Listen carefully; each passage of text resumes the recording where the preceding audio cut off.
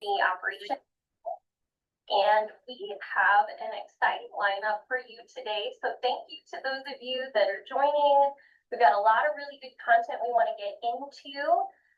Before I get into that, one quick item I want to update on.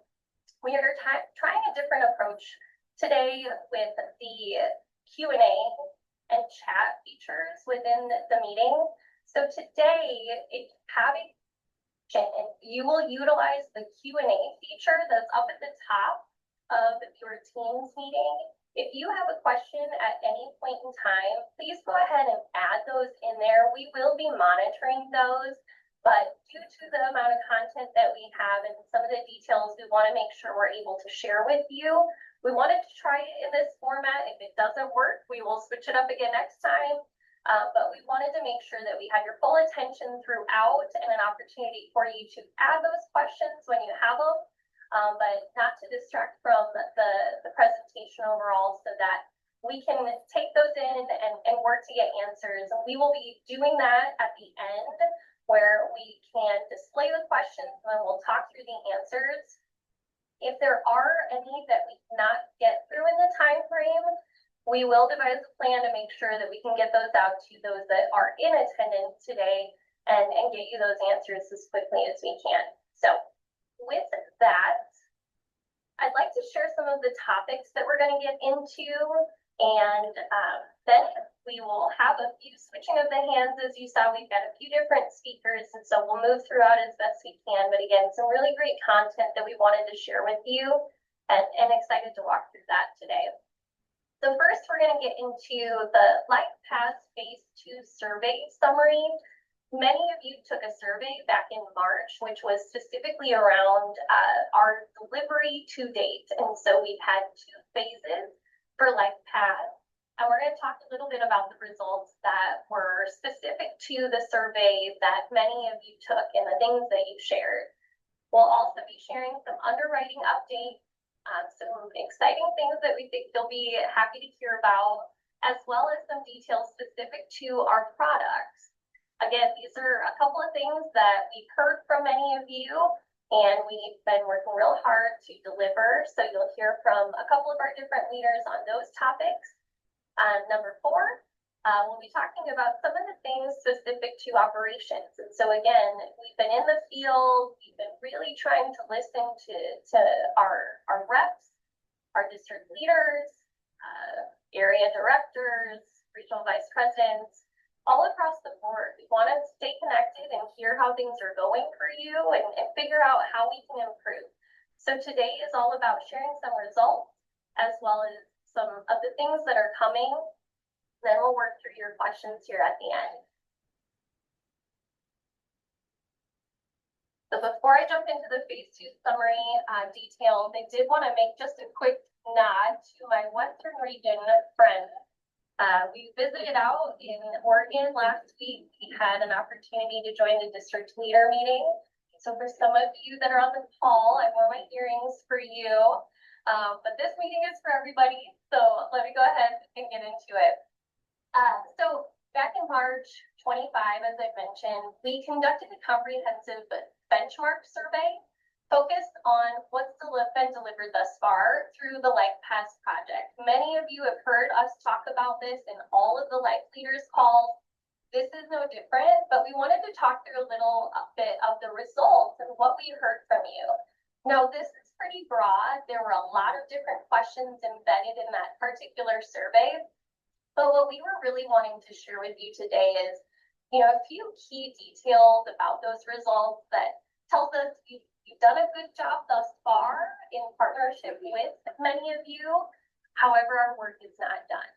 And so as you can see in the top left quadrant, over 500 reps responded to this survey. To bring you back, these are surveys that are done across the board, across all of the enterprise projects that have been delivered since 2019, when we began the transformative efforts across many of these lines of business. The really cool piece about this one is that across all of those particular surveys done to date, we had a 77% satisfaction rate from over 500 reps that took this.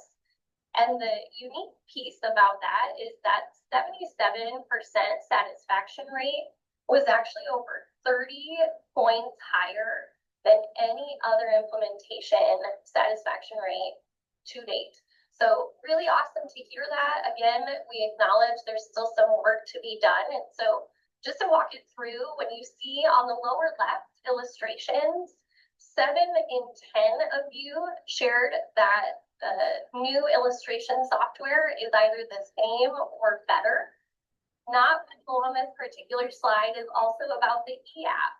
The e-app, we received 9 out of 10 saying the e-app experience was same or better.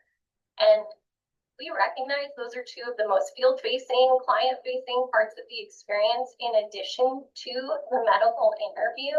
And when you think about having now 9 out of 10 on the medical interview saying that it was same or better, and then that consistency across 7 out of 10 for the illustration, 9 out of 10 for e-app and medical interview, really, really pleased with these results and hope that you are all feeling that in the field as well. The one I want to highlight on the bottom right is around the policy image. We recognize there's some work to be done on that particular one specific to what you see within Navigator today. And so historically, there's been some visibility where you've got like your photo on that particular policy image, and it looks really nice and pretty. And we learned that many reps are providing that in their annual review conversations with clients, especially for term, since you don't get an annual update on that. And it's something that we've taken back. We are listening to the feedback and trying to figure out what can be done to improve that. One thing I would highlight for you just in the meantime is that as a result of this implementation and the work delivered to date, if you have a new policy that's been created as part of any of these new tools, so I-Evolve starting back in March 23 or whole life and term beginning from end of October in 2024 through current, if you have a new product on there and the client has registered online, they do see a bit of a prettier image. And so in the meantime, one thing we've been encouraging is to partner with those clients. If you want to do it side by side and have them pull it up and walk through those details with them, you absolutely can. But it is for those individuals that are registered and have that visibility. The detail that we're working through is around the rep visibility and making, trying to what we can make a little bit prettier in that regard. So that is what I wanted to share today. Again, I think just some really nice results and have to acknowledge that this is not just the work of the home office. This is through partnership with agency, and we very much have leaned in with many of you and would just ask continue to do that. Partner with our case management team if you have questions or feedback, and as well as any of the leaders that you see on the call today. We do want to hear from you, and we know again our work is not done. That's what we're here to share a little bit more about today. So I'm going to kick it over to my counterpart, Andy McCurdy, the Director of LifePath Underwriting, and he's going to share a little bit about some of the things coming in that space. Fantastic. Thanks, Erin. I thought maybe the earrings were celebrating a birthday that I heard. Maybe you just celebrated in the last couple of days, but I don't have anything nearly as fancy. And I'd have everybody sing to you today, but we probably don't have enough time. So let's keep moving with the underwriting updates. As Erin introduced, I'm Andy McCurdy. I'm the Director of Life Health Underwriting. I want to highlight kind of some of the items that we have delivered as part of this, but then also kind of foreshadow another pretty big announcement we'll have over the next couple of weeks. So if we can advance the slide onto our medical interview improvements. I'm hoping all of you have had a chance to at least experiment with the medical interview. I have to stop here first and call attention. There were a lot of people that worked on this project, and 2 folks on my team in particular, Angie Reedy and Jason Lau, spent hours going through all of the questions. And when you think about what does a medical interview do, it starts with a base question, and then it has drill downs. If a client answers yes, we're trying to get at actionable information that isn't going to require us to depend on APS records or depend on write-backs or depend on having to go get labs. And so if we can get good quality information from that medical interview, that it enhances our client experience. It helps us turn around cases much faster. So when we rolled out accelerated underwriting, I think the last time we really took a look at our interview process, we had thousands of lines of script that tried to get at that quality data. Angie and Jason in particular, and some partners from technology and some external partners sat down and first of all looked at that scripting and said, what's duplicative? What can we get rid of? What can we streamline to really make this a better experience so that clients are not spending minutes to an hour on the phone trying to answer those questions? So they did a fantastic job reducing thousands of lines of script, but still allowing us to keep that good quality data. They also took a look at the questions and how they were presented. How can we be sure that it makes it reader friendly? That's easy to understand. It gives them optionality for the client when they're looking at the script online or they're hearing it over the phone. And I think something that's kind of understated here a bit is the questions that Angie and Jason tried to get at with this exercise. Not only was helping us on that individual client, but it also is helping us to find more automated solutions down the road. So how can we get the client to provide information that we might be able to write a rule around somewhere down the road that we could bypass having an underwriter have to dig into it and kind of give them direction to move on. So really excited about what we've seen thus far, the results from the work that they did. Again, talking about making the script more reader friendly, we brought in some behavior scientists and client experience folks just to make sure that made sense from a client perspective. We also improved convenience. When I think about trying to, first of all, unless you show up on my cell phone as it being in my contacts, I hardly ever answer the phone. So you can imagine the challenges we would encounter when we relied on a telephone interview to be our primary source for collecting that medical information. Now clients are getting a link. If they provide us an email at the time of the application, they're getting a link within minutes. And I'm going to talk about that in just a second, but it affords the client an opportunity not to have to pick up the phone and answer it, but at my convenience, I can sit down, I can spend some time, I don't even have to finish it in one sitting. I can pause, I can save it, I can come back to it when I have a little bit more free time to be able to spend to answer those questions. So again, kind of gives that flexibility. We're meeting the customers where we think they live and provide that convenience, which is important. But again, in doing all of that, we can't then expect that we have to keep coming back to the agent to communicate with the client to get more information through writebacks, through APS records, or through additional underwriting evidence sources. So I think what I'm going to highlight, we know that APS records cause a significant delay in our underwriting turnaround time. A lot of it is outside our control. It really comes down to the facility, how long it takes somebody from their medical records department to go in to capture that information provided to us. It's a treasure trove of information. If you ask any underwriter, they're going to tell you it provides great risk classification information. But we can't be beholden to that. It creates too many problems in the underwriting process.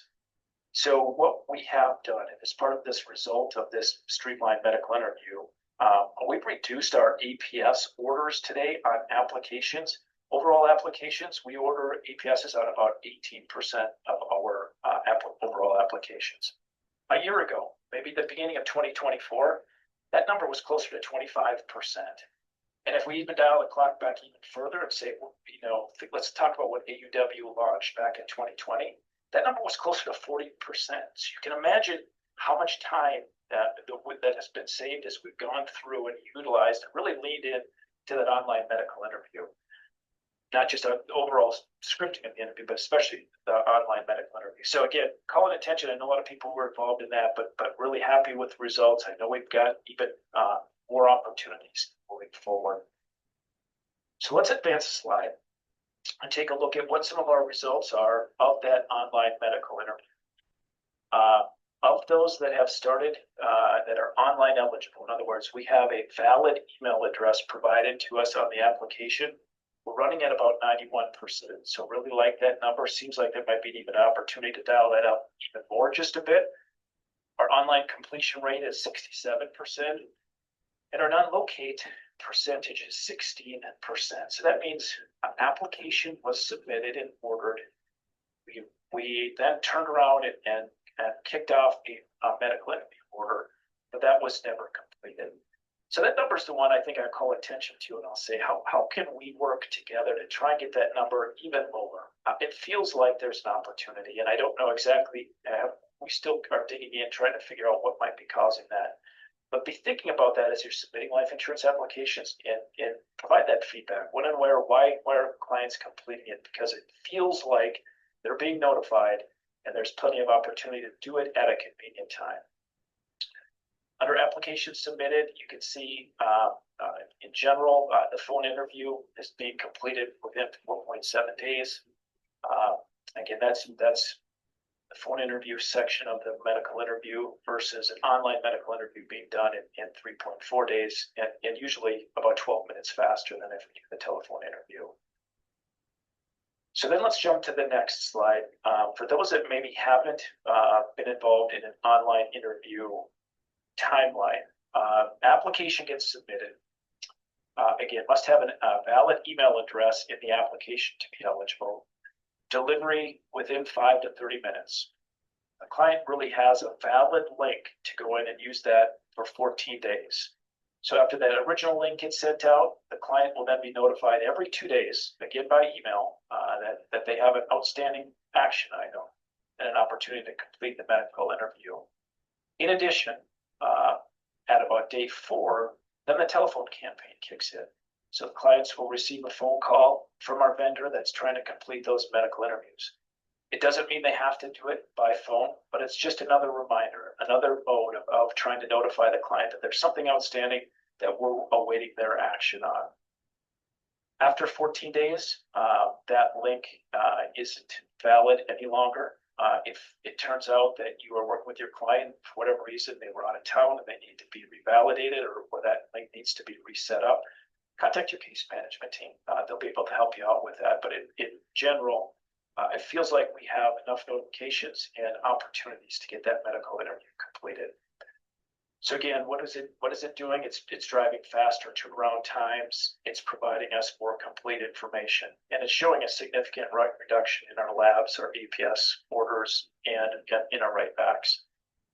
So then I'm going to pause here for just a second and I say, I want to lean up. We've talked a little bit about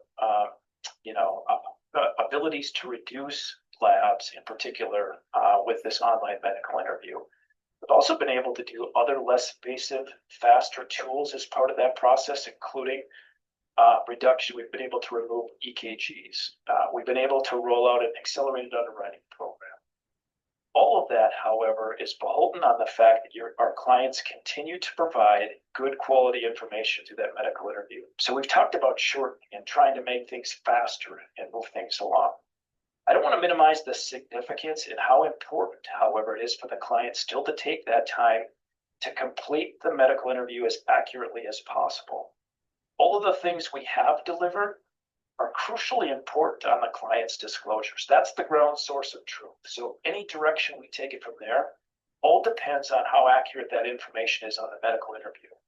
If some of that medical interview, if there's discrepancies based on some other data sources we're getting, the underwriters unfortunately don't have that flexibility to be able to use some creativity to work without labs or to work without an APS. Instead, they have to take the more traditional route, which I know all of us don't always appreciate.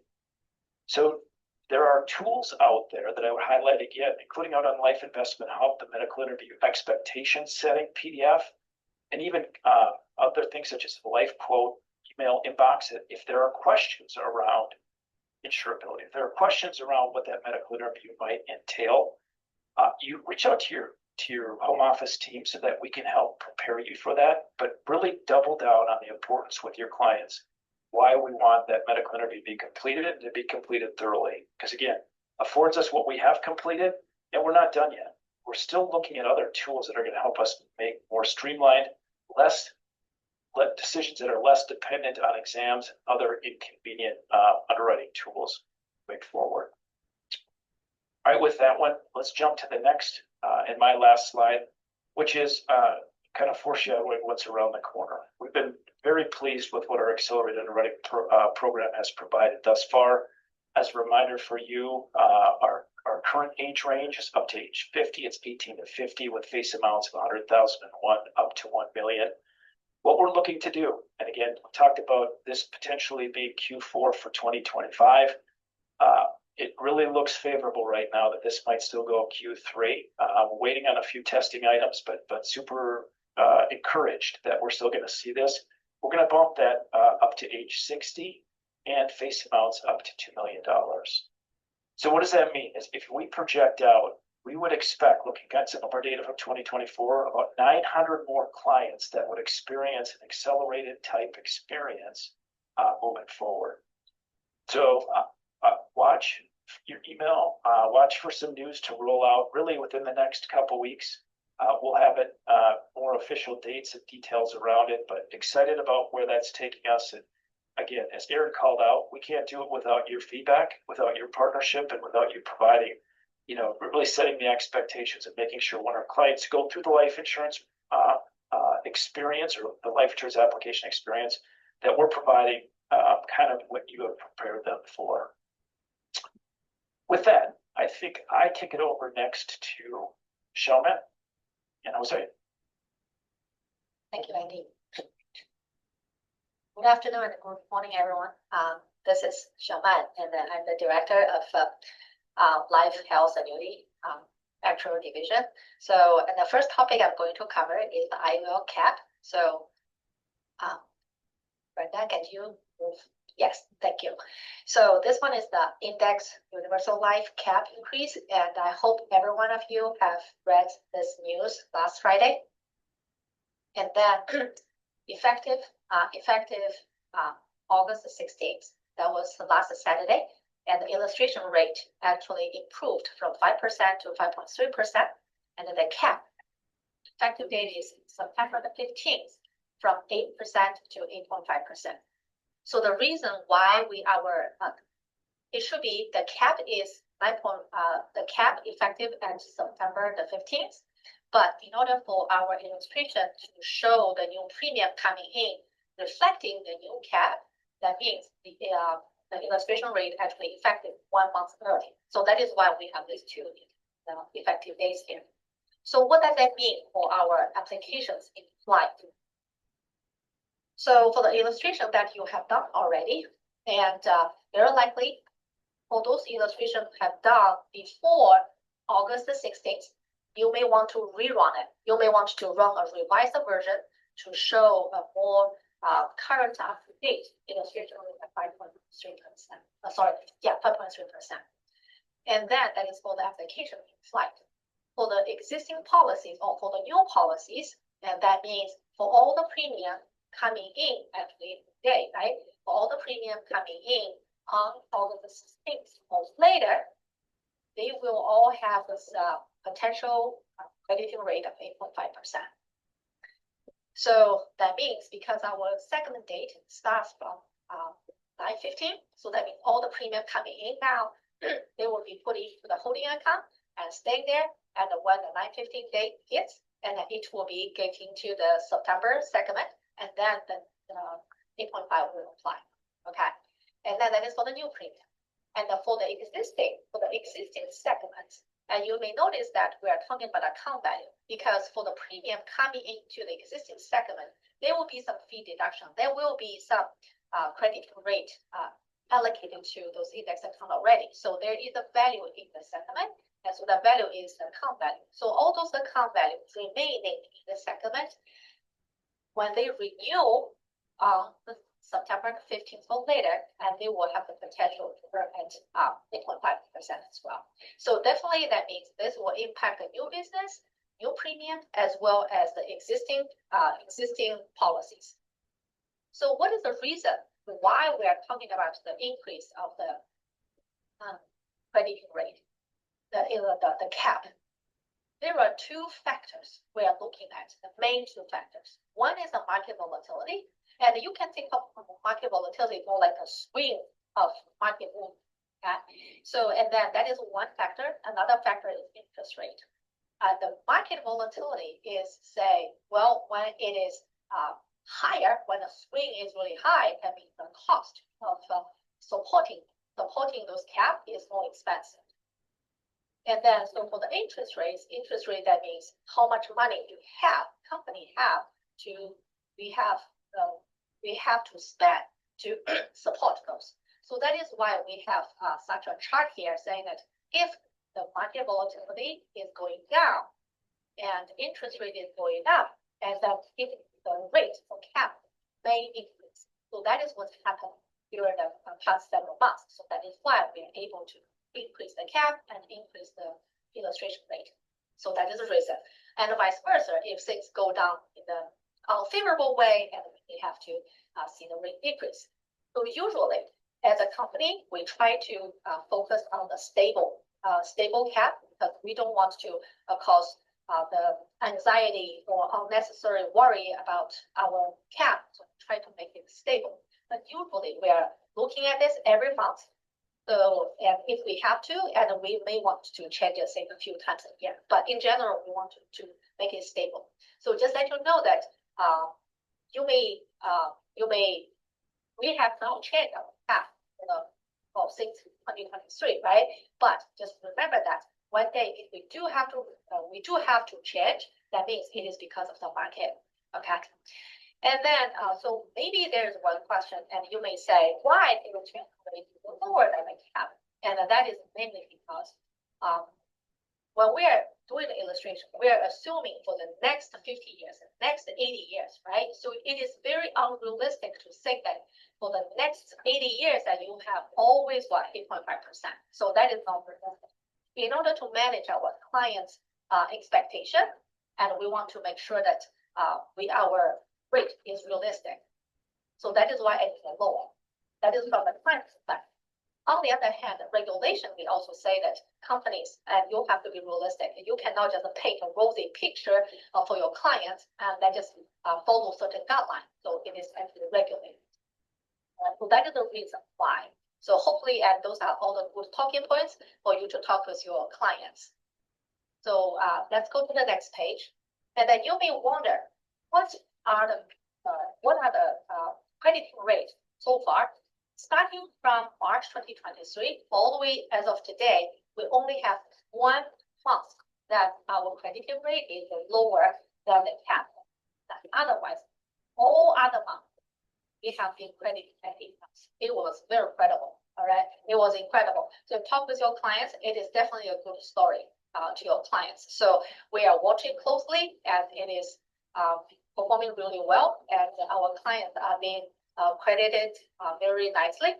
So, and then all those information, and they are posted on Click to Know. So, and of course, they will be posted on Click to Know, and so those information will be readily available. Feel free to check those frequently, and then definitely this will be another reason why you want to look at IUL more often. And then now I'm going to pass out to Jose, and he has something else to share there. Jose. Oh yeah, and we can actually get back to that same visual. We'll just kind of talk about this this chart here from another aspect. I mean, and you're hearing it here first. We got a great new IUL servicing resource just coming very soon here for you. So think of this, like when your clients started receiving their first annual IUL statement, you probably started to notice and remember that first year performance doesn't show up on that first statement. And this is, of course, something that was communicated in initial training and so forth. But hey, that first year might hit you by surprise still. And there hasn't been an easy way to tell your client what their performance looks like in terms of percentage. So this led to you having to kind of whittle your way through the details and find what dollar amount increase the policy gained in order to tell your client. And because that's so time intensive, really, for everybody involved, it turns out that trying to tell clients their individual policy performance in dollars just doesn't really make a lot of sense. So we've made an easy way for you to figure out what you can tell your client in terms of percentage gain that. So as in, your policy was credited 8% for its first year for your annually paid policy, or you received 8% for every monthly payment so far, with the exception of one that was at 0.6. And that's so much easier to explain and much smoother for everyone involved, and much more impactful for client conversations to be able to just say something like that. We anticipate this will make doing IUL business that much simpler, and we'll be spreading the word once a Click to Know RFQ goes live. So also there will be instructions included on how to make use of this properly so that you're ready to have client conversations. Keep an eye out for more on this. And if we can kick over to Ratebook Compare. So just lastly, just want to draw some attention to this resource. We still hear from reps who aren't aware of this, and it's a great tool that just lets you see a ton of pricing comparisons in just a few clicks. So whether you're doing this as self-practice to learn your product or just to enhance your client interactions, there's a benefit to using this regularly. In fact, using Ratebook Compare for term pricing is easily one of the best ways to position return of premium for an opportunity that was otherwise headed towards basic term, probably. So now some of you might remember the old term premium comparison tool that was an old Excel doc you had to download, and you might even have some of them still sitting around in file folders on your computer. Ratebook Compare is the new and improved tool that replaced that. So if you do have those old files, let's go ahead and click delete on those. There's no use left for those anymore. You want to go in and use this. So you can access it using an easy drop down to switch from illustration to Ratebook Compare while you're running an illustration on a specific client. So you will have to go to a client's folder, launch that tool, and you just click right over into Ratebook Compare, and you don't lose your spot on the illustration either. You can just jump right back over to running an illustration as well. Now just keep in mind, you see it on screen probably, but the whole life and IUL outputs are agent use only, and the term output is the one that is client facing. That's consistent with really how it's always been, but it's just worth the call out. Just another reminder, delete those old spreadsheets. Those are out of date. That's not even going to be the right pricing. Now, if you need a hand with using this tool, just check out the links that are on the bottom left here to take you to the video that walks you through how this works as well. There's also a great click to know article that goes through really every single page that shows how this works. Now, remember too, you can call our team over in financial product support to help with any life insurance opportunities that you're working on. And with that, I'll kick it over to the next slide here, and OJ is going to go into some optimizations going on with our operations. Yeah, glad to be here. Brenda, you want to take us to the next slide here? So in June, our team worked with the agency and the home office, brought them together for a workshop. And as you can see from this call today, we've done a lot of work so far. There's been a lot of work on the upfront process, getting applications and illustrations in, underwriting, so it's fantastic work to push things through better, faster, leaner. And then you get to the section of the approval comes in, and we want to get this case opinion. So that post-issue process. And so that's what we had a workshop around. There's a lot of energy in that space, and not a lot of work has been done so far to kind of clean it up and make it more modern. And so the goal was to really create a shared understanding of the end-to-end experience and identify areas where improvements could be made and reduce friction for reps, clients, and the home office. And that collaboration was excellent. Like major pain points that were identified were some billing issues, SHGR policy delivery process, client friction at delivery, so a number of touches and steps, and then that e-sign platform process, challenges with usability, consistency, getting things through. And so we had some recommendations from that. You can see on the screen here. We're going to talk about some of these here. But why it matters is we really need to have that cleaner, faster, approved to pay process. We think that'll increase placement rates, better agent productivity and confidence in our system, and then just a smoother client experience overall. And Brenda can go to the next slide there. When we're talking about the e-sign process, a major topic here is the number of write-backs that are involved in this part of the process. We're seeing over like a 33% write-back rate on e-sign cases, mostly due to something missing when delivering to the home office. So it comes due to unchecked boxes, missing signatures, missing documents, and that means 1 out of every 3 cases is kicked back, creating delays and extra work for everyone. Initially, the key driver of this sometimes is the consent form itself. That's part of this 3-step process you can see on the screen here. Like if you're sending out an e-sign package, generally got an SHDR in there. What comes back to make a valid signature is a consent form and an evidence summary for audit trail. You've got to have all three to make a valid signature for e-sign. But these write-backs are just creating a longer cycle time because it will not only write it back, you have to work, it's back at the home office, we'll work it again. And we're talking about reducing that. Like, there's simple steps that we can make along the way, but we heard in this workshop the e-sign process is too complicated, there's too many steps, it needs to be faster, simpler, and more intuitive. So we're going to do the next one here. After listening to that feedback, we looked at some short-term solutions and really a long-term vision. So streamlining the e-sign process today with improvements around the SHDR and developing some clear resources for you and your office staff to be able to make this process easier and get it the first time.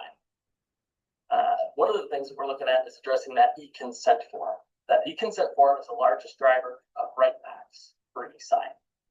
We're working with our legal team to change the nature of that form. Right now, it's a very transactional form.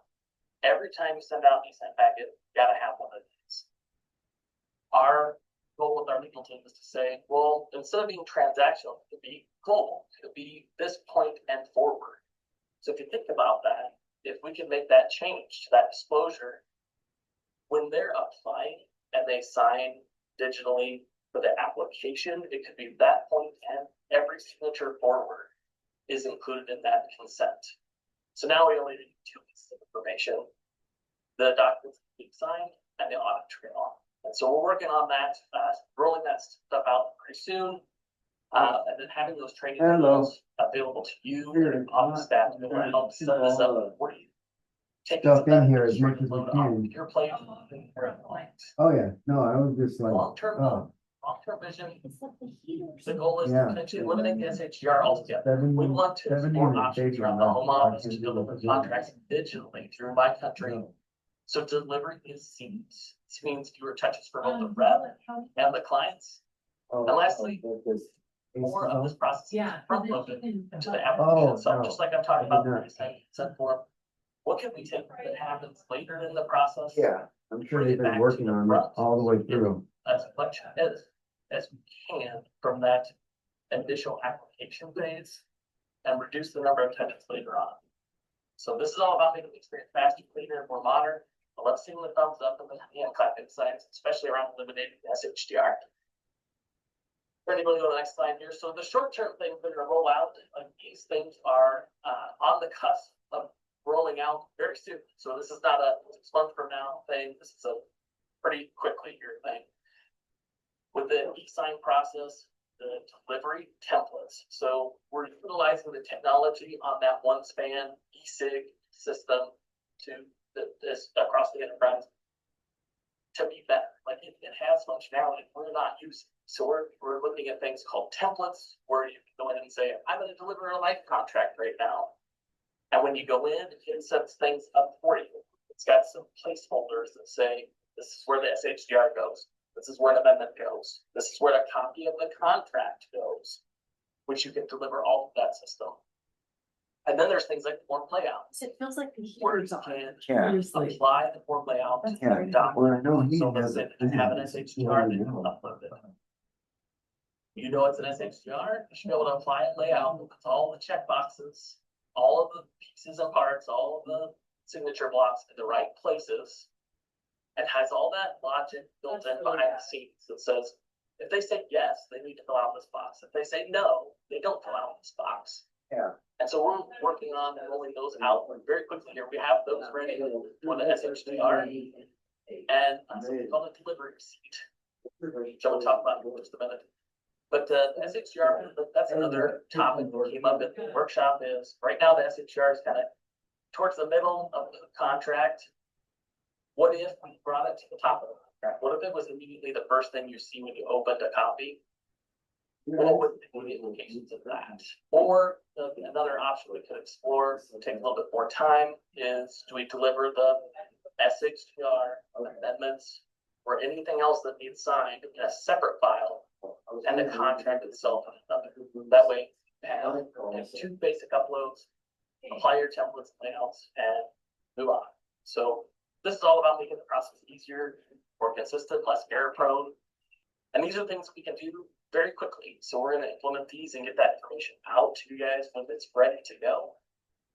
Next slide there, Brenda. It's about the SHGR itself. Popular fact from the field has been that why do I need the SHGR on a GIO or conversion? Those are guaranteed issue, no underwriting products. And what I'll tell you is the statement of health and delivery receipt, the SHGR, is required for contract delivery. For certain policies like GIO conversions, when there's no underwriting involved, it means that statement of health is really not necessary. So, due to your guys' feedback and us delivering on some stuff, we're going to introduce a new form called a delivery receipt that will go out with GIOs and conversions that will just capture the fact that delivery has occurred. That is essential. Delivery has to occur, but it doesn't necessarily need that health statement for these policies. It's important because the contract's not actually active until delivery is confirmed. Without that, receipt coverage is technically not started. And by introducing this delivery receipt, we think we can make a better experience for those types of policies. You'll see information on this rolling out soon, and it's a great example of how the home office and the field can work together to practically fix some of these kind of bumpy parts of the road. Brenda, next slide there. So billing collaboration there. Billing was part of that workshop. It really wasn't the intent, but I want to highlight some great work that's happened here. Now, it may surprise you that life billing does not actually belong in the life division. It sits within client experience in the organization, and it's strange but true, but it's true. Fixing issues then means we have to work with strong partnerships across teams, and I'm proud to say we made some real progress here. Around two major improvements rolled out this last month. One was auto pay timing. So when auto pay funds were successfully withdrawn from the client's account for their monthly bill, payment should be immediately applied to the policy, but there were times, small percentage of times, that was happening. And it was not lining up exactly timing wise. And the policy would go into a lapse state. Lapse notices would go out, lapse letters, email notifications, those kind of things would happen. But the policy wasn't actually lapsed. We had the funds, it just didn't apply right away. So a fix was implemented this last month. And we're glad to say that those have dropped down to almost none that aren't actually valid returns of funds. And then the second improvement is around the correct premium display. So when you apply for a policy and make a change, that changes the premium usually. The system was not changing the premium on the bill pay screens later in the process when you're setting up auto pay. So if the premium went from $500 a month to $400 a month, it was still showing $500 later on in the process, even though the system would automatically bill the right amount. It just didn't look like it was going to do that. So here in this last month, we have corrected that problem. So when we make a change in the home office to that policy at your request, the future premium screens will show the correct amount is going to be drawn. Again, these are just some of the things that we're working on collaboratively through the billing area, but really want to make sure that along this, we know that the best practices are.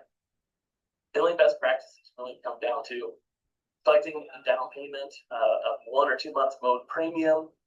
2 usually is best because with you having the billing cycles happening and you don't know when you're actually delivering the policy, we could end up with a situation where we've collected not enough premium for the billing to get started. So 2 premium payments is usually needed. And I'll say that the other part is we're getting feedback around when do I set up the auto pay? Auto pay can be set up as soon as the policy is approved. So when you're collecting that SHGR, that is the time to set up the auto pay. Don't delay, don't wait till the policy's active. I know with the correct premium showing, there were some reps that were waiting. So you mentioned premium order to show per unit. and then setting up auto pay. So No need I to guess do they that. knew this was gonna Set happen, us so up they the same brought time those as the in. contract. So Oh, it's just one. we're doing one more screen here. As we close out today's session and into the Q&A, I just want to emphasize the improvements that we've shared are not the end.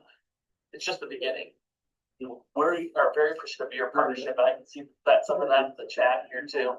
The Q&A. Our vision is clear to make the process less invasive, faster, and easier for both clients and reps. We'll continue to listen, we'll continue to refine, we'll continue to improve every step along the way. So now that we're done with that, some resources on the screen we'll be able to send out to you, but let's get over to the Q&A and see what we have over there.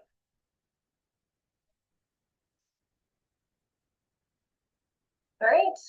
Thanks, OJ. Thanks, Andy, Shaman, Jose, for some really great updates. We have the Q&A open as we are navigating this for the first time. I will mention it became clear that some of these questions have been visible throughout. So we've had other moderators on the line trying to answer some of those for you. So our goal right now is going to be to try to focus on some of those that are unanswered. And we've had some people behind the scenes bucketing those for us into some different topics.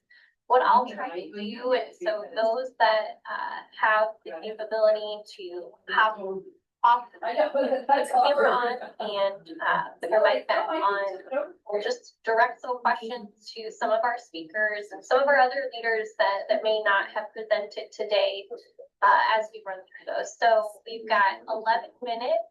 I will do my best to kind of pick from a few different topics. And as mentioned at the top of the hour, if there are things that we can't get through, we'll make sure we devise a plan. We do have the capability to see all of the attendees who joined us today, so we can push information out to you if we don't get your answer or your question answered today. So the first one is specific to the medical interview and underwriting. How can they see the medical interview, Andy? I've never seen a portable. So, good question. What I think I would suggest first is pulling, if we go to the forums and you pull the life policy and the Part B in and of itself, that I talked during my presentation about the baseline questions. And those are the primary questions that kind of generate some of those drill down type of more specific questions. We don't have the ability to show you the entire suite. Again, if we did, you'd get lost in the volume still, because it tries to get at, let's use an example. If somebody says that they have a history of obstructive sleep What window you want me to put that in? one of the drill down questions would then become, has the client ever had a sleep study? If they have, do they know what their respiratory distress index is? And you've got all these additional drop down questions. And I think people will get lost and they wouldn't provide any value because that drill down just isn't user I bet friendly. they were trying to band-aid that. So I would highly suggest going out, pulling the policy, Part B, so that you know what those primary parent questions look like, and have the client, that you can prepare the client by saying, these are going to be your starter questions. If you answer yes to them, they'll probably ask for some additional details. In addition, Aaron, as I referenced, we have that medical interview expectation setting PDF. That's really a good tool that keeps it at a high level, that gets individuals kind of in that ballpark of what kind of questions we might be asking. Okay, I might come back to you, Andy. There's a few more, but I'm going to try to jump around a little bit with some other questions. I'll hang tight and be honest with you. My feelings are, OJ, I thought I was the leader of all these little emojis, claps, and hearts, and OJ just absolutely put me out of the water. So I'm looking for another opportunity. On your performance review, how many claps or hearts did you get? I'm going to move to an operations question. There are actually a couple that I'm going to roll into one. So OJ, I'll start with you. I'm happy to step in here as well, but I think this is good related to the content that you shared. So first part of the question, again, I'm going to roll a couple in together. As far as the forms like SHDR and ATA, so your amendments, this is more of a comment than a question. Please put them at the front of the contract. I know you have an answer to that one. So I'm going to go to the second one if you hit both of these together. Regarding the consent form, so this is specific to e-sign consent. The reason it's frequently missed is there is no client signature on it. Why couldn't it just be attached to the SHGR form or elsewhere? Great. Okay, those are good questions. So for the first question, we're looking at moving those to the top of the contract if possible, and then alternatively, would it be better to deliver them as a separate file than the contract for ease of use to put up into the eSign platform? So we're looking at what are our options, which is kind of the better option, not only just IT wise, but like system, process, your office, what works better for you type of scenario.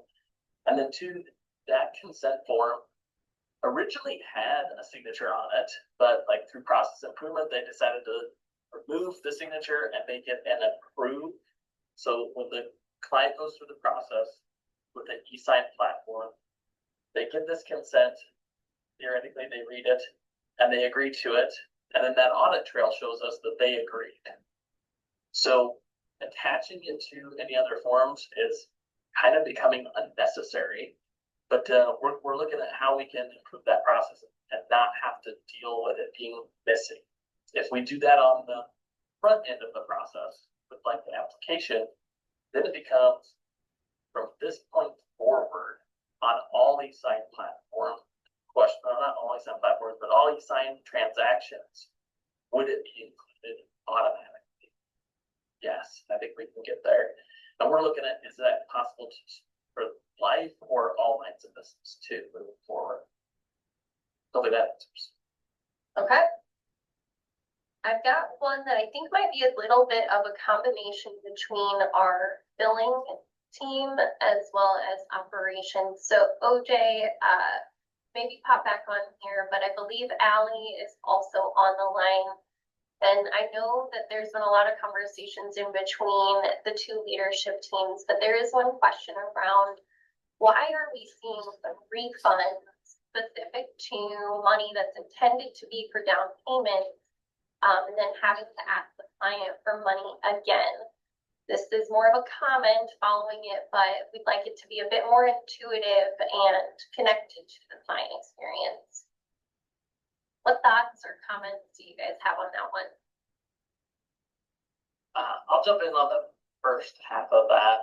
So if the funds are for a down payment, so basically you're binding coverage, if the policy should not be bound, so if it didn't meet the criteria for it, or through the initial underwriting we found we should not be bound on this policy, that's when we're refunding money from the initial application. If it's worthy of being bound and meets all the criteria, we're not refunding that.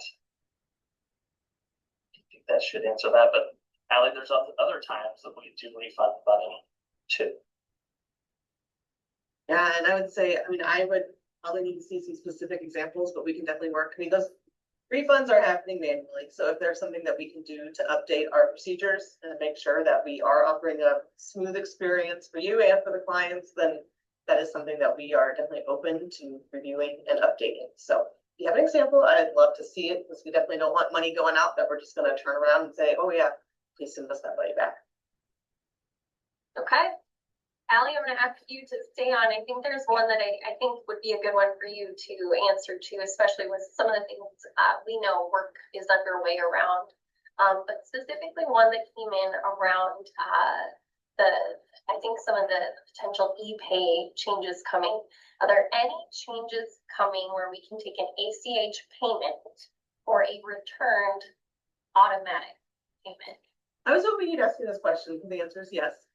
We're very excited about this. I know from my time in life billing, this was something that we heard a lot. You can only get a check for, which, I mean, what year is this? It's 2025. So yes, that change is coming where you have the same capabilities with the new policies that you have with the old policies. And then we're even working on modernizing that AP process too. So potentially credit cards, ACH payments, and you have a return payment. Lots of great things coming here very soon. I'd say in another couple of months, you'll start seeing those changes.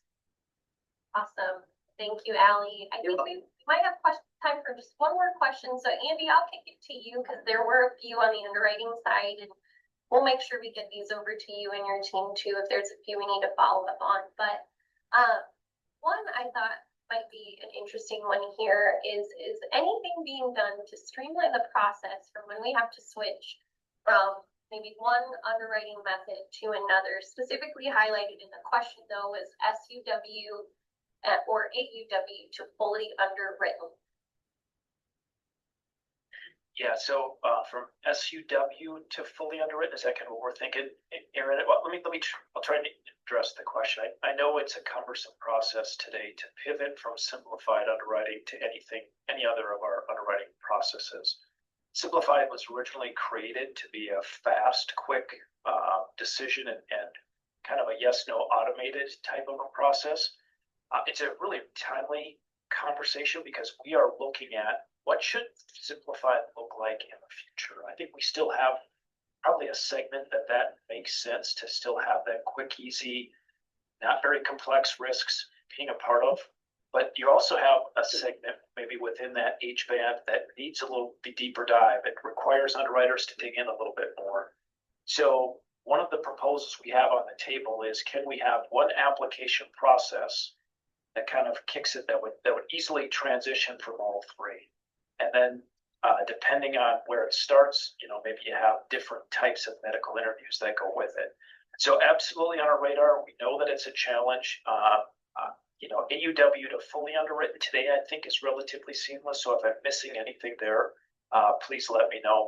But certainly we're looking at how do we make SUW kind of fit into that seamless transition process and easy for the client to go any one of our underwriting streams or underwriting processes. Awesome. Nailed it. Okay. Well, I'm going to wrap us. I do want to end with just a little bit of a plea to those of you that are still on the line. We have been very, very intentional as a leadership team, but also in combination with our case management team to get out to your districts as much as possible. So for those of you that are on the line and you've had a visit from one or a few of us, please share, that feedback with your peers and others about